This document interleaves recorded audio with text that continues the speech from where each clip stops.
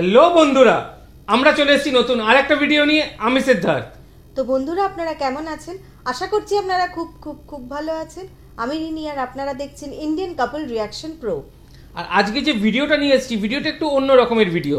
সাধারণত আমরা যেরকম ভিডিও নিয়ে আসি তার থেকে এটা একটু আলাদা রকমের। এই ভিডিওটা হচ্ছে দীনকৃষ্ণ ঠাকুরের একটি ভিডিও, এবং উনি মুসলিম সমাজ সম্বন্ধে বা মুসলিম বিরোধীদের সম্বন্ধে কি বলছে সেটাই আমরা শুনবো। তো একদম সময় নষ্ট না করে আমরা সোজা চলে যাব ভিডিওতে। আর বন্ধুরা, অরিজিনাল ক্রিয়েটরের লিঙ্ক পেয়ে যাবেন ডেসক্রিপশন বক্সে। অরিজিনাল ক্রিয়েটরকে নিশ্চয়ই সাবস্ক্রাইব করবেন। আমাদের চ্যানেলটা যদি সাবস্ক্রাইব না করে থাকেন, প্লিজ প্লিজ প্লিজ সাবস্ক্রাইব করুন আর অনেক অনেক করে শেয়ার করুন। ভিডিওটা যদি আপনাদের ভালো লেগে থাকে একটা লাইক তো নিশ্চয়ই করবেন। ভালো লাগুক খারাপ লাগুক, যে কোনো মতামত কমেন্ট বক্সে নিশ্চয়ই জানাবেন। তাই একদম সময় নষ্ট না করে আমরা সোজা চলে যাব ভিডিওতে। হ্যাঁ, তো শেষ অবধি আপনারা ভিডিওটা দেখবেন। So let's start. Okay. Audio Jungle.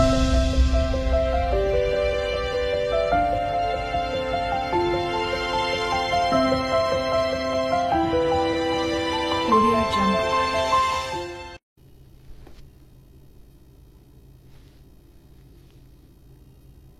মানুষ দোষ দেয় মুসলমানদের।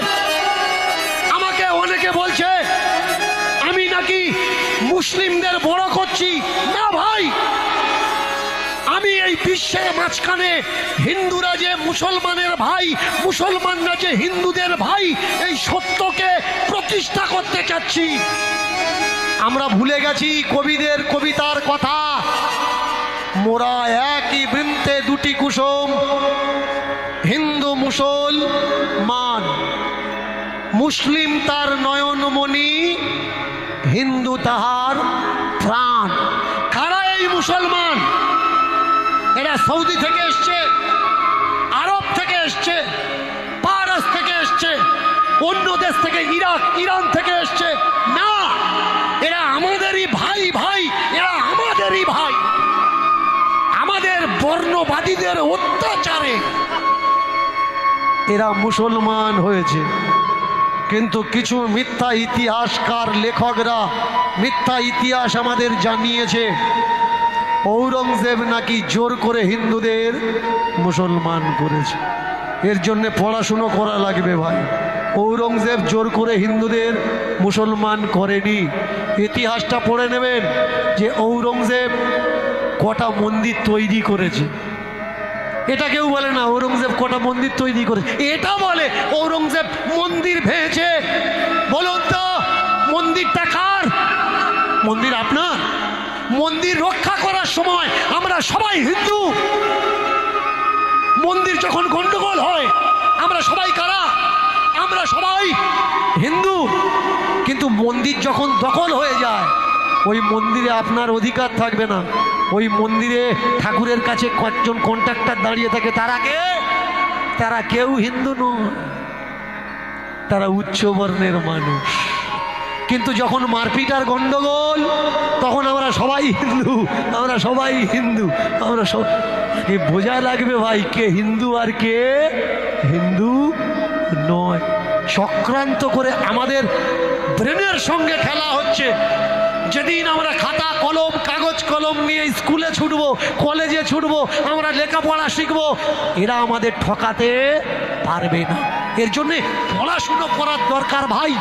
ঔরঙ্গজেব 50 বছর শাসন করেছিলেন ভারতবর্ষ। ভালো করে শুনুন, মুসলমান নবাবরা এদেশের ক্ষতি করেনি। তারা এদেশ থেকে সোনাদানা নিয়ে ইরাক ইরান চলে যায়নি। তারা এই দেশে রাজত্ব করেছে, টাকা এই দেশেই লাগিয়েছে। লাল কিলা কে তৈরি করেছে? এর জন্য ইতিহাস আগে পড়ালো। হালাকি বিতর্ক অনেক কিছু আছে, কিন্তু তারা এদেশের টাকা পয়সা নিয়ে বাইরে কেউ যায়নি। যারা বলছে ঔরঙ্গজেবের অত্যাচারে হিন্দুরা মুসলমান হয়েছে, শুনে নাও কান খুলে, ঔরঙ্গজেব 50 বছর রাজত্ব করেছে। অনেকে বলে 10,000 করে হিন্দু প্রত্যেক দিন মুসলমান করেছে।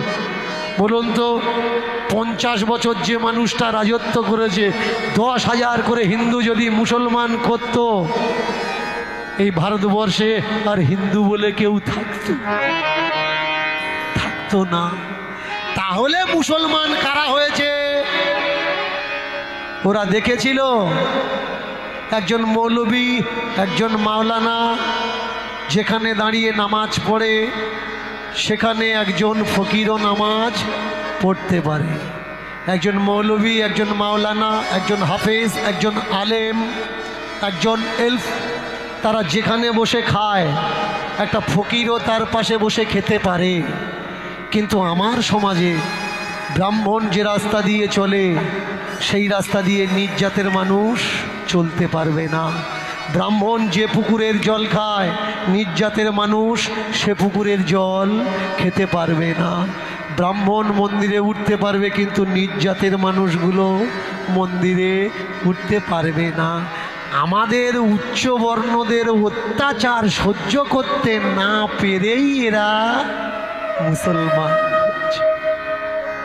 এটাই হচ্ছে ইতিহাস, আগে জানা লাগবে।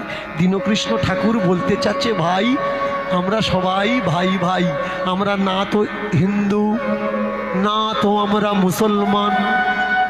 जन्म से पहले हम पहले पहले इंसान, जन्मानोर परे আমরা কি না হিন্দু না मुसलमान, सबसे आगे हैं इंसान। ना हिंदू बनो ना बनो तुम मुसलमान, ना हिंदू बनो ना बनो तुम मुसलमान। बनना है तो बनो बनो इंसान, बनना है तो बनो बनो इंसान।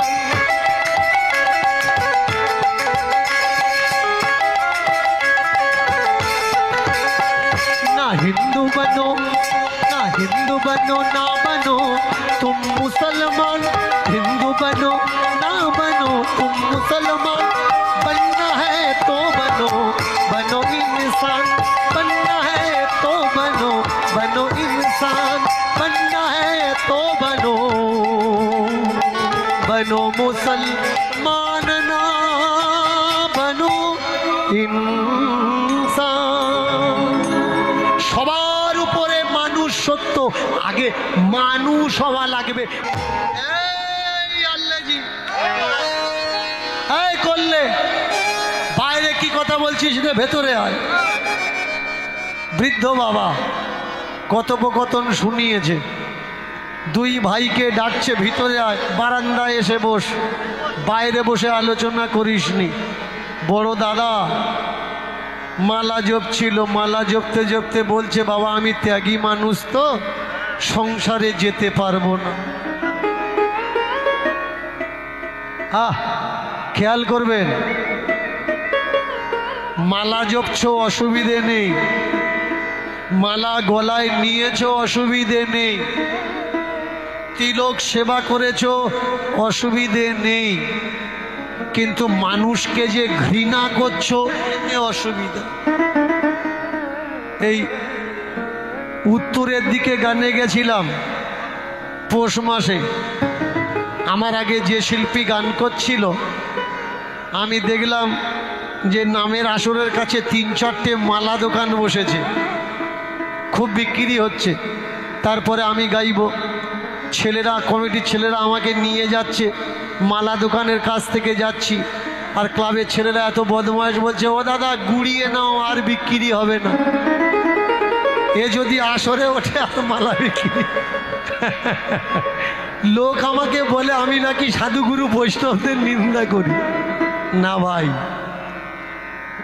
পরিষ্কার শুনে রাখো, দীনকৃষ্ণ ঠাকুর কোনো সাধুগুরু বৈষ্ণবকে নিন্দা করে না, কোনো ব্রাহ্মণ জ্ঞানী সজ্জনকে নিন্দে করে না। কিন্তু হ্যাঁ, যে কটা জোচ্চোর সাধু সেজে ঘুরে বেড়াচ্ছে তাদেরকে চিনিয়ে দেয়,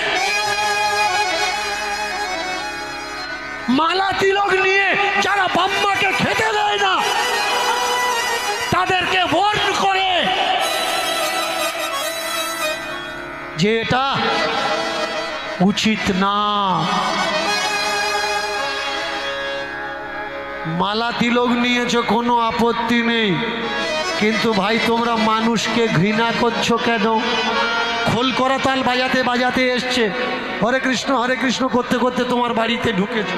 ওমা আমরা তীর্থ থেকে এসছি গোমা, দাও তুমি এক বাটি চাল, তার উপরে একটা আলু দিয়ে ধরে দিয়ে একটা পেন নাম করলে। ওরা বললে ওমা আমরা চাল নিই না। এদিকটা এরকম আসে কিনা জানি না, অন্য অন্য সাইটে আসে। ওমা আমরা চাল নিই না, তা তোমরা কি নাও? আমরা টাকা নিই। নোটের ভিখারি, এরা চাল ডালের ভিখারি নয়। আপনি বললেন বাবা ওই তোমরা তীর্থ থেকে এসছো, আমরা তো তীর্থে যেতে পারি না, সংসারিক মানুষ। বাবা বসো না, এক গ্লাস জল দিয়ে খাও, একটু ফল দিয়ে একটু মিষ্টি দিয়ে খাও। বলে না গো মা, দীক্ষা টিক্ষা নিয়েছ? অদীক্ষিতের হাতে আমরা কেউ খাই না। কোত্থেকে দীক্ষা নিয়েছো? আচ্ছা যখন জল খেতে দিচ্ছে তখন জিজ্ঞাসা করছো দীক্ষা নিয়েছো কিনা, আর টাকা নেওয়ার সময় জিজ্ঞাসা করলে না যে দীক্ষা নিয়েছো কিনা বলো, তবে তোমার হাতের টাকা নেবো। একবারও কেউ জিজ্ঞাসা করলো না যে দীক্ষা নিয়েছো কিনা বলো, তবে টাকা নেবো, না হলে নো। টাকা নেওয়ার সময় দীক্ষার দরকার নেই, ও টাকা যে কেউ দিলে হবে। কাওরা মুচি মেথর দিলে হবে, বাগদি হাড়ি নমসূদ্র দিলে হবে। কিন্তু জল যদি দেয় তখন জিজ্ঞেস করবে দীক্ষা নিয়েছে কিনা। এই সব বাবাজিগুলো বাজার থেকে মিনারেল ওয়াটারের বোতল কিনে খায়, দোকানদারকে জিজ্ঞাসা করে না যে ভর্তি করেছে ও দীক্ষা নিয়েছিল। তুমি যত্ন করে দেবে তখন জিজ্ঞাসা করে তুমি দীক্ষা নিয়েছ না। ভাই বোঝা লাগবে, এই ধান্দাবাজদের জন্য আজকের আমার দেশ লক্ষ লক্ষ বছর পিছিয়ে। চীন দেশে, জাপান, আমেরিকা দেখাতে পারবেন? দেখাতে পারবেন না। কারোর হাতে কারোর ছোঁয়া, কারোর খাওয়া। বাবা বলছে দুবাই ঝগড়া করিসনি, ঘরের ভিতরে আয়। বড় দাদা বলছে আমি আর বাড়িতে ফিরে যেতে পারবো না। তুমি যদি ওর বাবা হও তাহলে এক কাজ করো, তুমি জানো যে বাড়িতে অনেক ভাগ্যের ফলে বৈষ্ণব আসিয়া মেলে, বৈষ্ণব দেখিয়া দণ্ডবোধ করম। বাড়িতে বৈষ্ণব যখন আসে এমনি এমনি আসে না, দেখেছো? অনেক ভাগ্য করলে তারপরে তোমার বাড়িতে এগুলো এদের তৈরি করা। এরা জানে আমরা তো কাজকর্ম করি না, আর যার বাড়িতে ঢুকবো সে কি আমার এমনি এমনি দেবে? আগে থেকে এইগুলো ওদের কানে ঢুকিয়ে দিই যে বৈষ্ণব মানে বিশাল কিছু, বৈষ্ণব মানে মহান।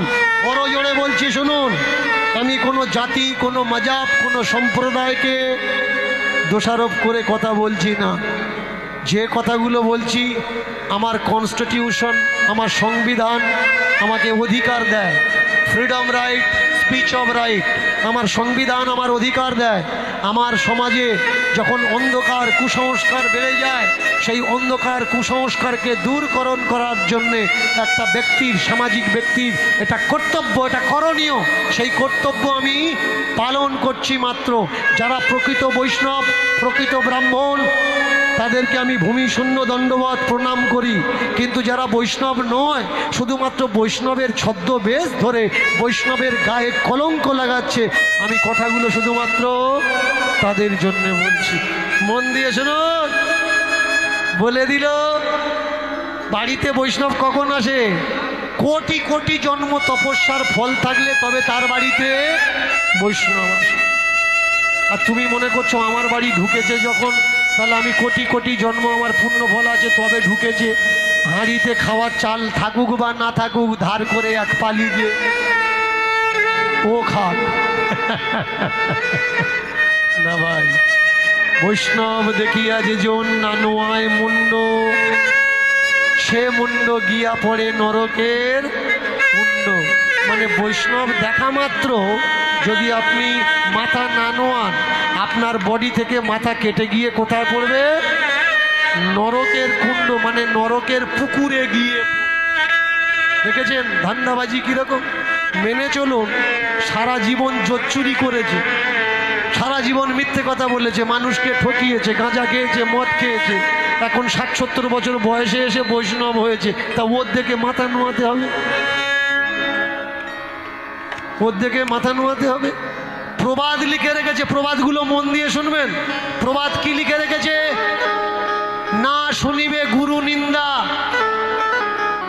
গুরু নিন্দা শুনবি না, গুরু নিন্দুকের মুখ দেখবে না, আর যেখানে গুরু নিন্দা হয় সেখানে তুমি যাবে না। এবার বলুন, গুরুদেবের নিন্দা করা যাবে না, শোনা যাবে না, যে বাড়িতে গুরু নিন্দা হয় সে বাড়িতে যাওয়া যাবে না, ঠিক আছে। এবার বলুন তো, আপনার গুরুদেব দীক্ষা দেওয়ার পরে একজনের বৌমান নিয়ে নবদ্বীপে উঠেছে, তা ওর নিন্দা করা যাবে কি করা যাবে না? ওর নিন্দা শোনা যাবে কি যাবে না? ওর চর্চা করা যাবে? আমি বলি, যদি কোনো অসভ্য গুরু হয়, দীক্ষা আপনি নিয়ে রেখেছেন কিন্তু বুঝতে পারলেন ও অসভ্য গুরু, তৎক্ষণাৎ সেই গুরুকে ত্যাগ দিন আর করজোড় করে বলবেন যে বাবা এই পর্যন্ত ফুল স্টপ, দাঁড়ি কমা দিয়ে দিন, আর আমার বাড়িতে আপনি আসবেন। পাপ হবে কি লাভ হবে ওটা আমি মরার পরে দেখে নেব। কারণ অসভ্য গুরুকে যদি তুমি প্রশ্রয় দাও,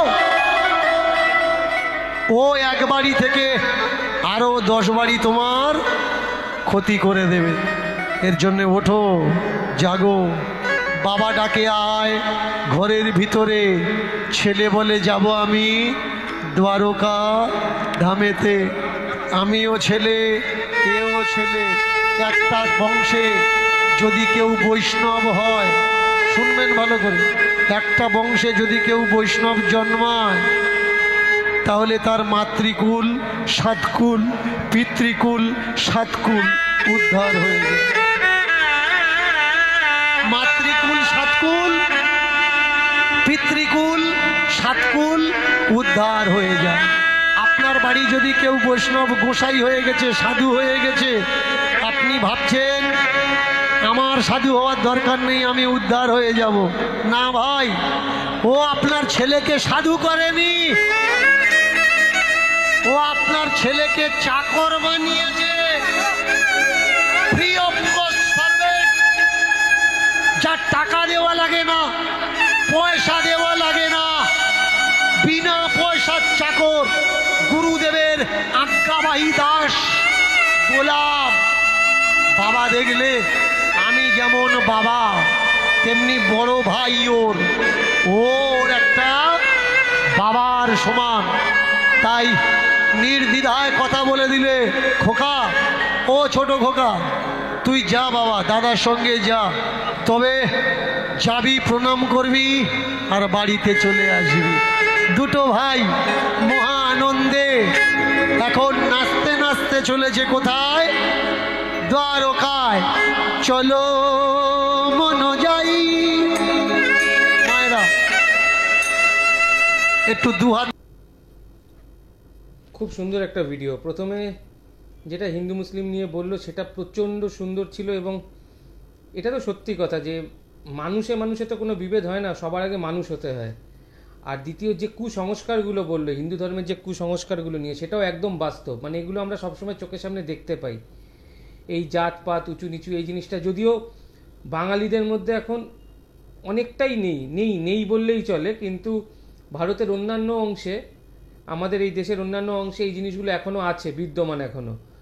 কিন্তু এই জিনিসগুলো তো একদম সত্যি কথা। আর খুব সুন্দর উনি যে কথাগুলো বলেন, খুব সুন্দরভাবে বলেন। তাই হঠাৎ মনে হলো যে এরকম একটা ভিডিও দেওয়া উচিত। মানে আমি প্রথমেই বলেছিলাম যে আজকের ভিডিওটা একটু অন্যরকম হবে, এবং উনি খুব সুন্দর হিন্দু মুসলিম নিয়ে, বা যে ভুল জিনিসগুলো জানানো হয় মুসলিমদের সম্বন্ধে বা আমাদেরকে বোঝানো হয় সেই সম্বন্ধে উনি বললেন। এবং ঔরঙ্গজেব সম্বন্ধে যে জিনিসগুলো বললেন, যে উনি যদি প্রত্যেকদিন 10,000 করে লোক করতে 50 বছরে, তাহলে ভারতবর্ষের হিন্দু থাকতো না। তো এত সুন্দরভাবে প্রত্যেকটা জিনিস বললেন। আশা করি ভিডিওটা আপনাদের খুব ভালো লেগেছে।